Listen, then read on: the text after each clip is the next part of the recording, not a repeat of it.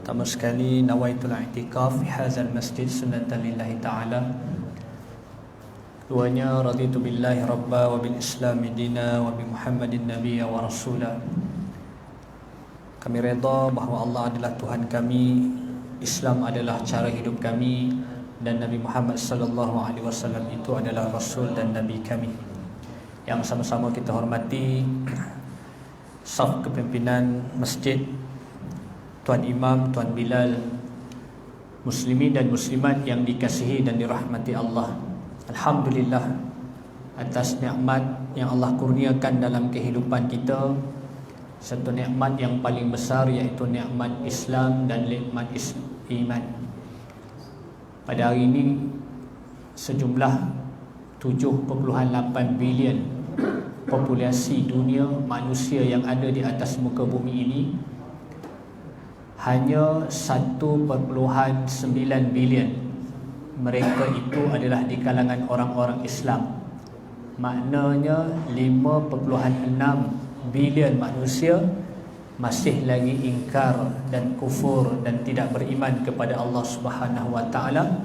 Lalu bersyukurlah kita, daripada yang ramai itu kita adalah di antara yang Allah pilih, diberikan hidayah oleh Allah Subhanahu wa taala bagi mengenangkan mereka yang masih lagi kufur, sehinggalah satu hari nanti akan dikumpulkan pada mahsyar, dan kemudiannya akan dicampakkan ke dalam neraka Allah Subhanahu wa taala yang sifatnya itu bi'sal masir, seburuk-buruk tempat kita kembali, wa khalidina fiha, dan tempat yang kekal selama-lamanya. Sejumlah 5.9 bilion atau 56 bilion manusia yang ingkar dan tidak beriman kepada Allah Subhanahu wa taala, jika tidak dipilih oleh Allah Ta'ala didapat hidayah, maka akan dibakar dengan api neraka Allah Ta'ala. La yamutu fiha wa la yahya. Tak sempat hidup, tak sempat mati, tuan-tuan. Dihidupkan, dibakar, hancur, kemudian dihidupkan dan selama-lamanya. Maka Allah pilih dan Allah cerita bagaimana ahli neraka ni pada sifatnya yang bergaung semakin dalam, maka semakin azab dan pedihnya balasan kepada mereka. Mereka perambat nak keluar daripada neraka, sampai di tebing itu ditunggu oleh para malaikat, dan malaikat sepak ahli neraka ni masuk kembali ke dalam neraka ataupun ke dalam gaung neraka tersebut. Maka kita lihat di antara ucapan ahli syurga yang mana Allah dah pilih dia untuk melangkah masuk ke dalam syurga Allah Ta'ala, di antara ungkapan ataupun ucapan awalnya mereka menyebutkan alhamdulillahillazi hadana lihadza wa ma kunna linahtadiya laula an hadanallah. Terima kasih Allah kerana telah memilih kami untuk diberikan hidayah. Maka itulah kita, insya-Allah, mudah-mudahan di kalangan yang tidak ramai, tetapi kita ini dipilih oleh Allah Subhanahu wa taala diberikan hidayah. Ada orang yang hidup dengan Nabi sekalipun Allah tak pilih dia dapat hidayah, seperti mana kita baca kisah pak saudara Nabi Abu Talib. Dia bela Nabi daripada umur 8 tahun sampai Nabi umur 50 dia meninggal. Nabi sedih, Nabi menangis. Kerana apa? Kerana dia tak sebut dua kalimah. Dia tak sebut dua perkataan, iaitu kalimah tauhid, asyhadu an la ilaha illallah wa asyhadu anna Muhammad Rasulullah. Allah turunkan firman Allah Ta'ala kepada Nabi Muhammad. Kata Allah Ta'ala, innaka la tahdi man ahbabta walakinallaha yahdi man yasha. Wahai Muhammad, kamu tak boleh bagi hidayah kepada siapa yang kau cintai, tetapi aku, kata Allah, yang memberikan hidayah kepada yang aku kehendaki. Maka bersyukurlah tuan-tuan, perbanyakkan kalimat tahmid kerana Allah berikan kita hidayah, Allah pilih kita. Kita duduk dalam masjid ni pun Allah pilih berikan hidayah dan kekuatan kepada kita. Mudah-mudahan kita kekal dalam keadaan iman dan berislam ataupun mukmin kepada Allah Subhanahu wa taala. Baik, InsyaAllah malam ni kita sambung pengajian kita, iaitu berkaitan dengan cabang-cabang iman. Kita akan sebutkan tentang cabang iman yang ketiga, iaitu beriman kepada para malaikat, ya. Beriman kepada semua malaikat yang diciptakan oleh Allah Subhanahu wa taala. Pertama sekali, bila sebut malaikat adalah satu ciptaan yang diciptakan daripada nur, daripada cahaya. Sebut dalam hadis riwayat Muslim, kata Rasulullah SAW, khuliqatil malaikatu min nur. Telah diciptakan malaikat itu daripada cahaya. Adapun kita manusia ni Allah cipta daripada tin, daripada tanah, daripada lumpur. Adapun jin, syaitan kita panggil tu kan, ataupun iblis, itu diciptakan daripada api. Maka malaikat ini Allah ciptakan daripada cahaya.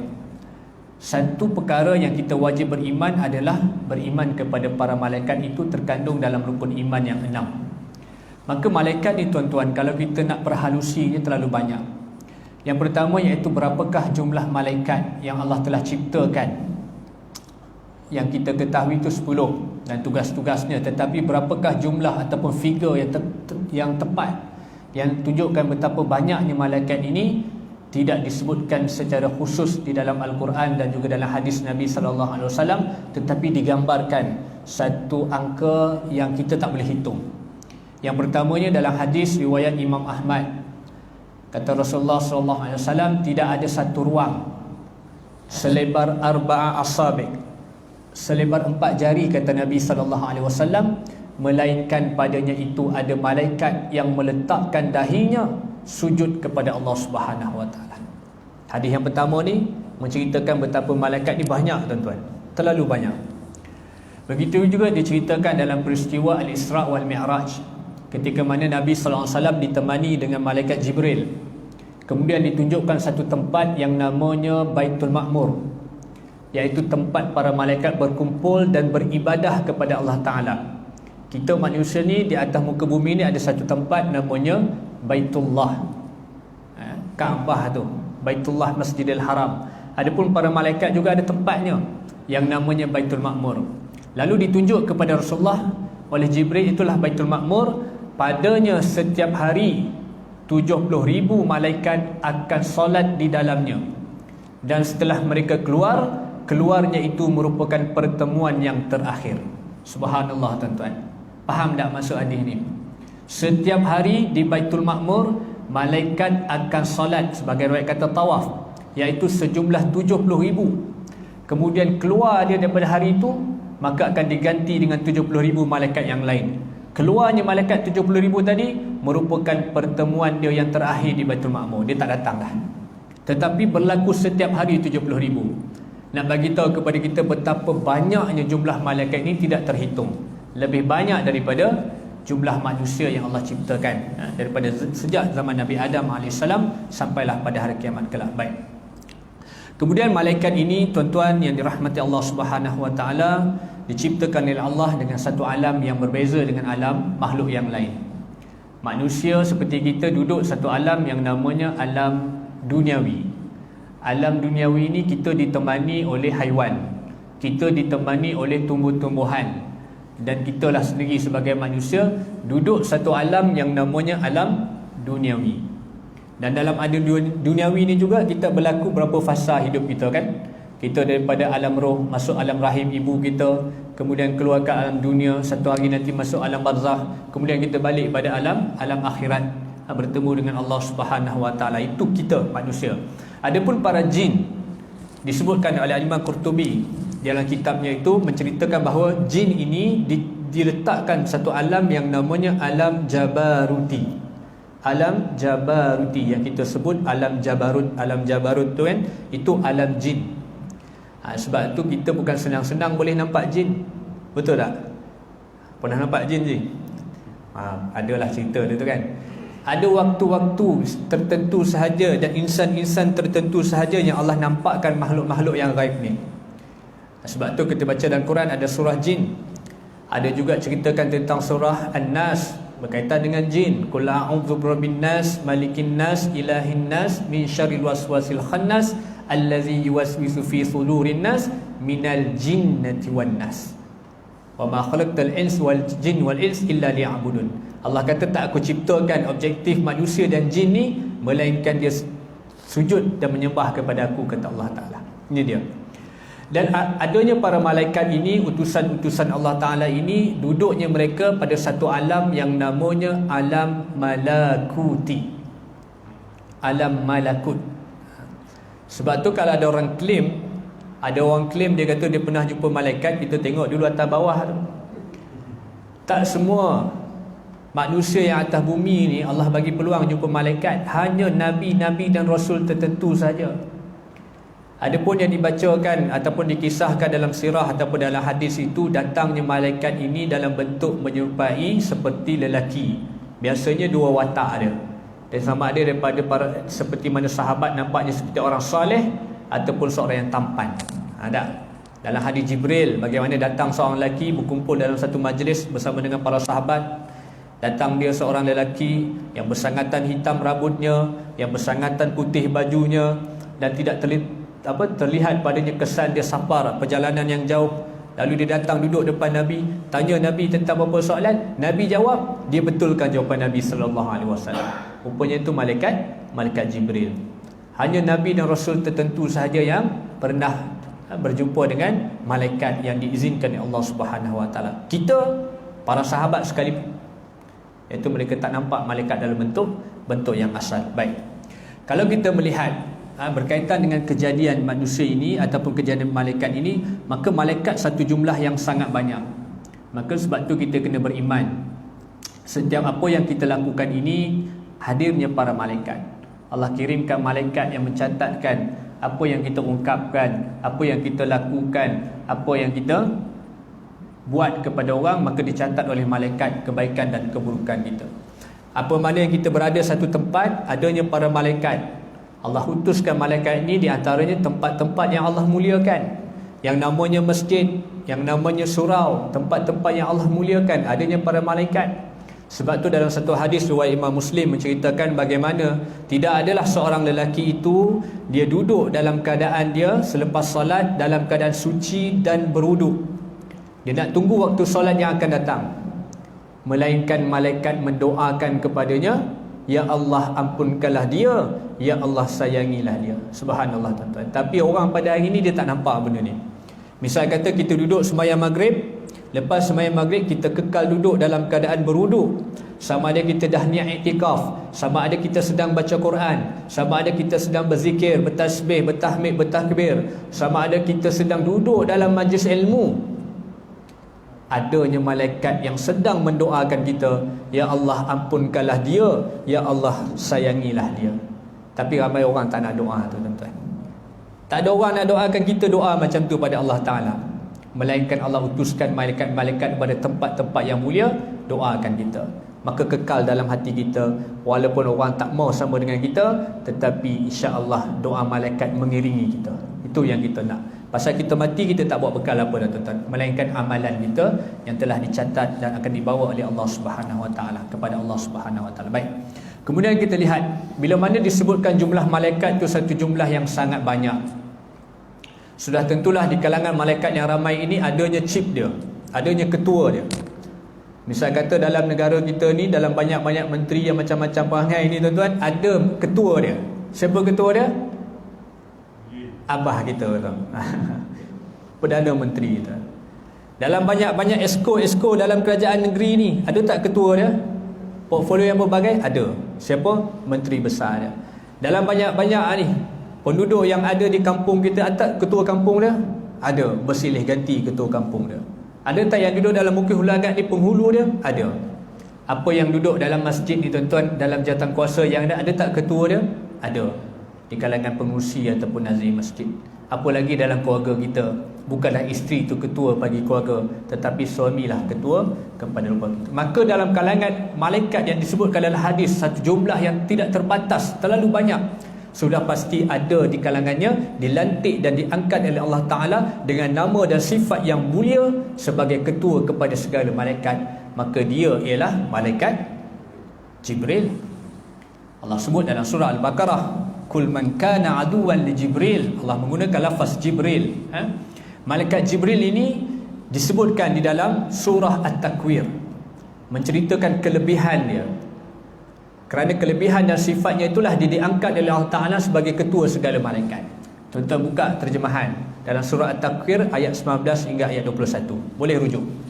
Antara yang disebutkan iaitu pada ayat yang ke-19, Allah SWT berfirman, innahu laqawlu rasulin karim. Sesungguhnya dia, iaitu malaikat Jibril yang bawa kalam Allah ini, iaitu seorang rasulin karim. Yang pertama, Allah puji malaikat Jibril dengan satu nama yang namanya utusan yang mulia, rasulin karim. Subhanallah tuan-tuan. Kemudian disambung pada ayat yang ke-20, Allah sebut apa? Zi quwwatin 'inda zil arsyil makin, yang memiliki kekuatan di sisi Allah Ta'ala, yang memiliki arasy. Siapa yang memiliki kekuatan, kegagahan? Zi quwwatin, itulah dia malaikat Jibril. Yang kedua, kemudian disambung pada ayat yang ke-21, Allah sebut muta'in samma amin, lagi ditaati di kalangan para malaikat, lagi dipercayai di kalangan malaikat. Maka dengan tiga sifat inilah dirakamkan dalam surah At-Takwir, meletakkan malaikat Jibril sebagai ketua segala malaikat yang cukup banyak jumlahnya. Yang pertama apa dia tuan-tuan? Ibu-ibu, yang pertama disebut dia sebagai nama Rasulin Karim, utusan yang mulia, itulah Jibril. Yang kedua disebut dia sebagai Zi Quwwah, yang memiliki kegagahan, yang memiliki kekuatan. Dan yang ketiga, malaikat Jibril ini Allah puji dengan sifat, nama dia apa? Muta'in samma amin, lagi ditaati oleh di kalangan para malaikat, lagi dipercayai di kalangan para malaikat. Itu malaikat Jibril.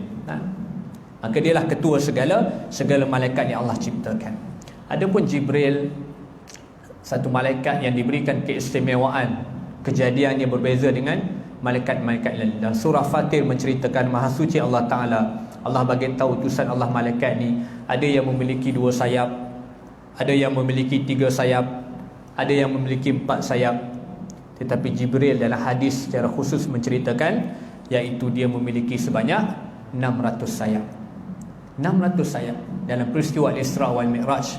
Ataupun kita sebutkan bagaimana dalam satu hadis, Abdullah bin Mas'ud, Rasulullah SAW pernah melihat Jibril dalam bentuknya yang asal, iaitu Jibril mengembangkan sayapnya, iaitu 600 sayap.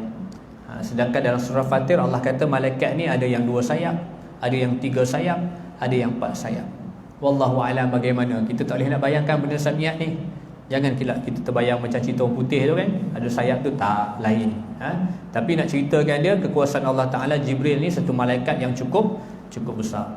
Dalam peristiwa turunnya wahyu yang pertama, Nabi jumpa pertama kali, bila Nabi nak turun daripada Gua Hira tu, di lereng Nabi turun tu, dipernampakkan Jibril mengembangkan sayapnya. Nabi toleh ke balik ufuk barat, sayapnya sampai menutupi ufuk barat. Nabi toleh balik kiri ke ufuk timur, sampai juga ke ufuk timur, menutupi ufuk timur. Lalu Nabi yang diceritakan balik ke rumah, Zammiluni, selimukan aku wahai Khadijah, selimukan aku, kata dia kan. Itu cerita yang pertama. Kemudian kita akan lihat pertemuan Nabi SAW dengan Jibril pada pertemuan yang kedua, iaitu ketika mana berada dalam peristiwa, iaitu di Sidratul Muntaha. Dalam peristiwa yang sama, peristiwa yang cukup besar dalam Islam ni, antaranya peristiwa Al-Isra wal Mi'raj.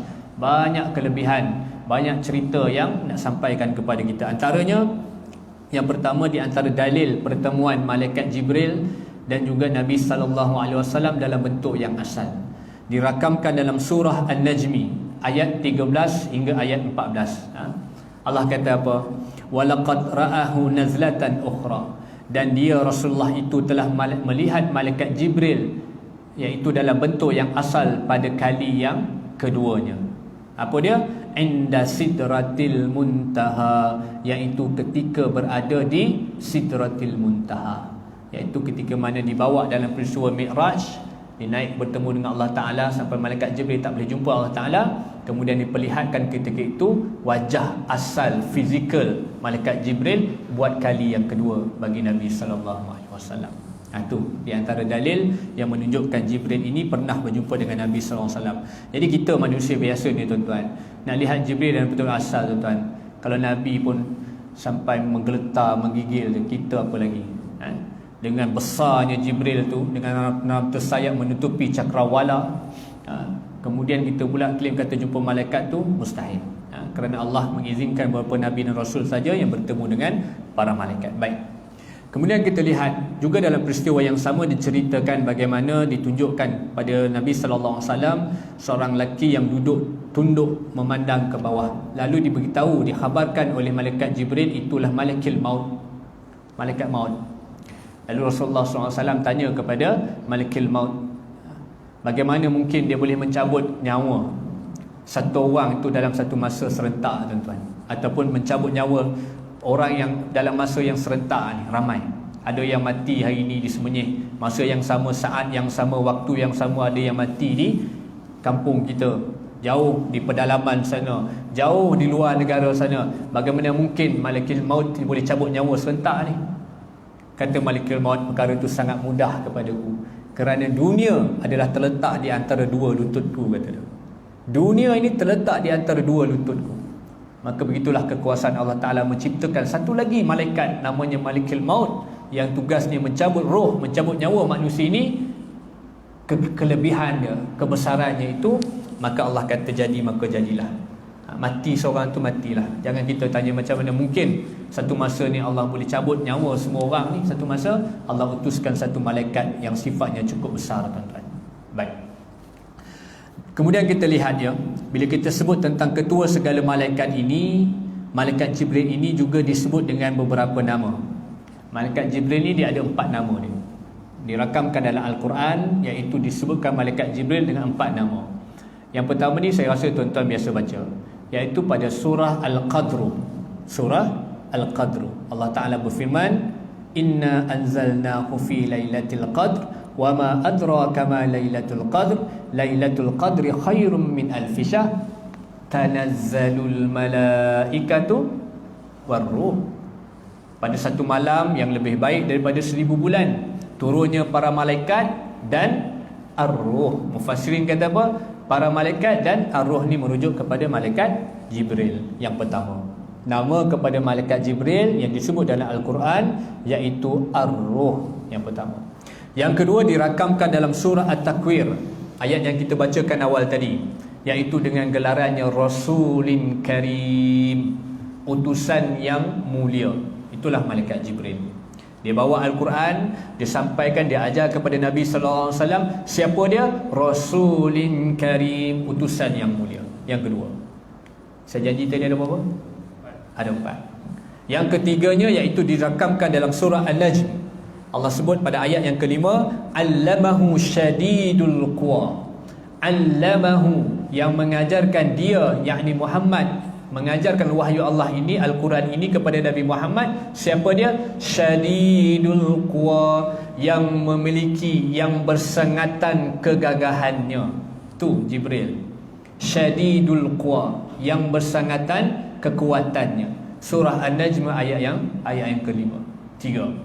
Yang keempat disebutkan nama malaikat Jibril ini pada surah Abasa, ayat yang ke-15 hingga ayat 16, yang dirakamkan biaidi safaratin kiramin bararah. Biaidi safaratin kiramin bararah. Disebutkan oleh Allah Ta'ala malaikat yang meyakininya di Lauh Mahfuz, malaikat kiramin bararah, malaikat yang mulia lagi berbakti. Malaikat yang mulia lagi berbakti. Kita ulang 4 benda boleh. Pertama apa dia? Ar-Ruh. Yang kedua, Rasulin Karim. Yang ketiga, Syadidul Quwa. Yang keempat, Kiramin Bararah. 4 nama kepada malaikat Jibril. Jadi orang pun nanti bila sebut malaikat Jibril ni, ada tak gelaran dan sifat dia? Ada. Allah rakamkan dalam beberapa surah, antaranya surah At-Takwir, surah An-Najm, surah Abasa dan juga surah Al-Qadr yang kita baca selalu, tuan-tuan. Baik. Kemudian mungkin nanti ada orang tanya, tuan-tuan, mana mungkin kenapa Allah nak cipta malaikat-malaikat yang ramai ni? Bukankah Allah Ta'ala ni boleh lakukan semua benda? Sebab Allah ciptakan malaikat, ada tugasnya itu menyampaikan wahyu, ada yang tugasnya mencabut nyawa, ada yang tugasnya menurunkan, membawa rezeki, ada yang tugasnya mencatat kebaikan dan keburukan kita. Dengan malaikat menjaga syurga, neraka dan sebagainya. Bukankah Allah Ta'ala boleh buat semua tu? Kenapa Allah perlukan malaikat? Tentu kalau orang tanya, kita kena berjawab tu. Kenapa Allah nak ciptakan? Jawapannya sangat jelas.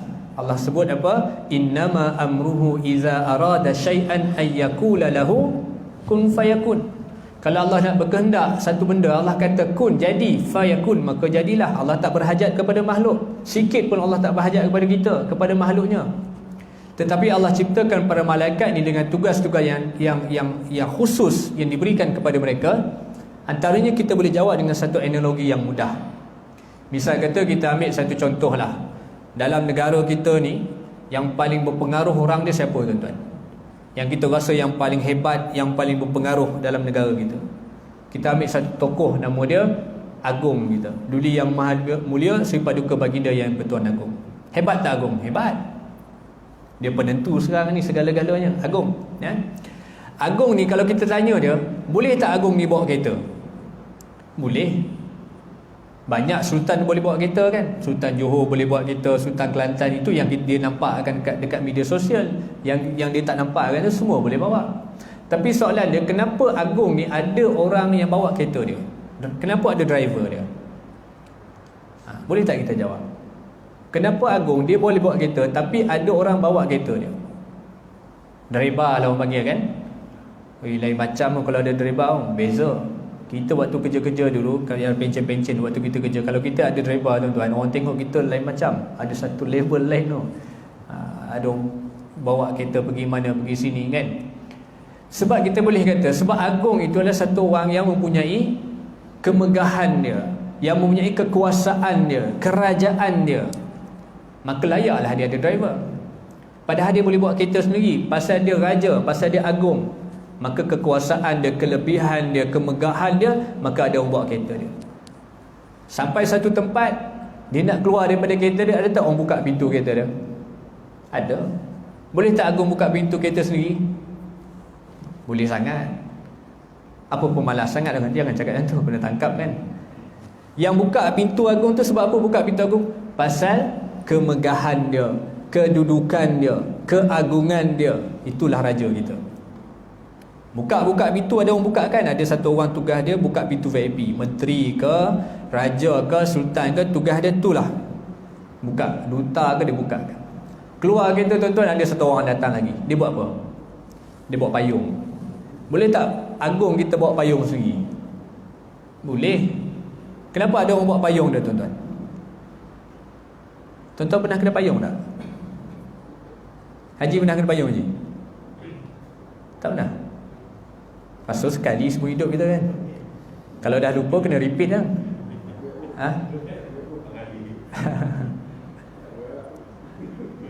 Kita kena Agung tu, kena payung tu tuan-tuan. Kita pun pernah kena payung, raja sehari je kan.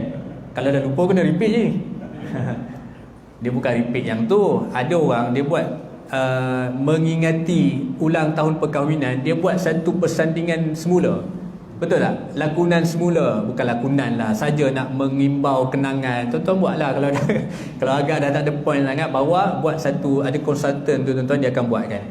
Teringat macam kita raja sehari dulu, ibu-ibu boleh buat. Kawan saya kat taman tu 2-3 keluarga buat macam tu. Saya tengok dia kahwin baru ke? Bukan, rupanya dengan bini dia yang ada sekarang lah. Tapi dia buat macam dia bersanding dulu tu, mengembalikan nostalgia dia tu. Jadi perhubungan tu makin mesra, makin bercambah dan. Jadi Agung tadi orang payungkan dia sebab apa? Sebab kemegahan dia, kegagahan dia. Maka Allah Taala ni innama amruhu iza arada syai'an ayyakula lahu kun fayakun. Allah tak berhajat kepada makhluk. Allah kata boleh jadi, Allah boleh uruskan semua tu. Tapi sebabkan kerajaan Allah, kemegahan Allah, kedudukan Allah sebagai yang menciptakan makhluk, maka Allah ciptalah malaikat-malaikat ni dengan tugas-tugasnya yang tentu. Macam itulah juga Allah utuskan manusia datang ke bumi jadi khalifah. Padahal Allah boleh jaga dunia ni tuan-tuan. Nak jaga dunia, Allah utuskan satu ketua, satu khalifah, iaitu manusia di kalangan ciptaan Allah Ta'ala. Mulia lebih daripada ciptaan jin dan sebagainya, untuk kita uruskan dunia ni. Baik.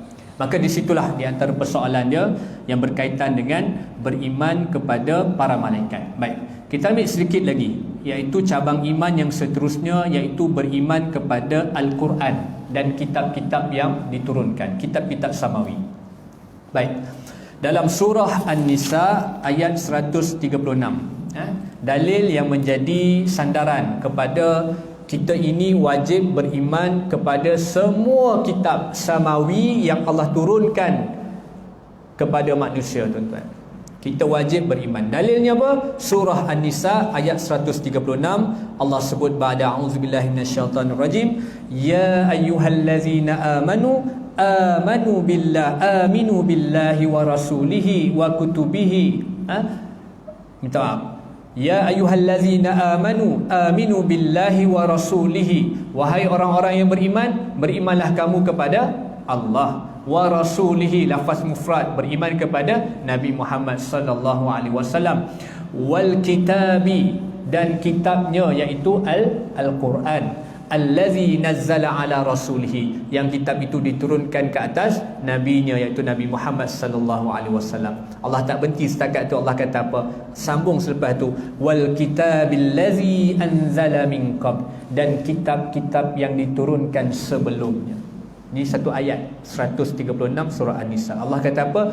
Hai kamu orang beriman, beriman kepada Allah, beriman kepada Rasulullah sallallahu alaihi wasallam, beriman kepada Al-Quran yang telah diturunkan kepada Nabi Muhammad, dan kitab-kitab yang diturunkan sebelumnya. Maknanya apa? Kitab-kitab samawi yang diturunkan kepada nabi-nabi yang sebelum Nabi Muhammad. Ada 4 kitab yang kita belajar, betul tak? Yang pertama kitab Zabur, turunkan kepada Nabi Daud alaihissalam. Yang kedua kitab Taurat, diturunkan kepada Nabi Musa alaihissalam.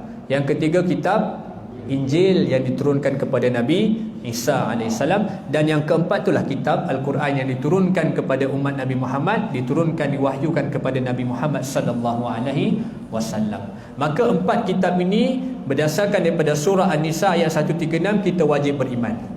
Tetapi maksud beriman dengan 4 kitab ini, kita tidak beriman kepada syariat dia. Kita tidak beriman kepada syariat yang ada dalam Zabur. Kita tak beriman kepada syariat yang ada dalam Injil. Kita tak beriman dalam syariat yang ada dalam Taurat. Kita beriman dengan apa yang disyariatkan dalam Al-Quran. Sebab apa? Turunnya Al-Quran itu memansuhkan syariat kitab-kitab yang sebelumnya. Turunnya Al-Quran itu memansuhkan, membatalkan syariat, pensyariatan, mana kata apa yang telah diarahkan, disyariatkan dalam kitab-kitab sebelum ni kita tak ikut. Contoh, kita ambil syariat Nabi Adam. Boleh tak kalau kita kahwin dengan adik-beradik? Tak boleh. Tapi zaman Nabi Adam kahwin tak adik-beradik? Kahwin. Kembar dia tu kan, selang adik-beradik dia kahwin tu. Pasal apa? Boleh antara faktor pasal manusia tak ramai waktu tu, syariat benarkan. Tapi boleh tak hari ni kita kata aku nak ikut syariat Nabi Adam lah, aku baca Quran, Habil Qabil ni kahwin semua ni. Boleh tak kita? Tak boleh. Pasal apa? Al-Quran dah turun mansuhkan hukum kita kahwin adik-beradik, tak boleh. Pertama. Contoh. Ataupun kita ambil syariat Nabi Daud. Puasanya Nabi Daud ni wajib dia puasa, dia 1 hari puasa, 1 hari tak puasa, tuan-tuan. Boleh tak kita ini berhukum atau beramal dengan syariat Nabi Daud? Kerana puasa wajib kita bila? Ramadan, 30 hari kita berpuasa. Maka dia membatalkan syariat puasa Nabi Daud. Kita puasa wajib pada bulan Ramadan. Baik. Kemudian kalau kita lihat bagaimana syariatnya Nabi Musa bagi mereka yang berdosa, yang melakukan maksiat, nak bertaubat. Ketika itu mereka itu kalau nak pulang kepada Allah Ta'ala, bertaubat kepada Allah Ta'ala dengan cara mereka membunuh diri, tuan-tuan. Tuan-tuan baca, buat bacaan kaifiat cara mereka membunuh diri itu bagaimana. Panjang sedikit dia punya perbezaan di kalangan ulama. Tetapi turunnya Al-Quran memansuhkan, tuan-tuan. Sebab apa?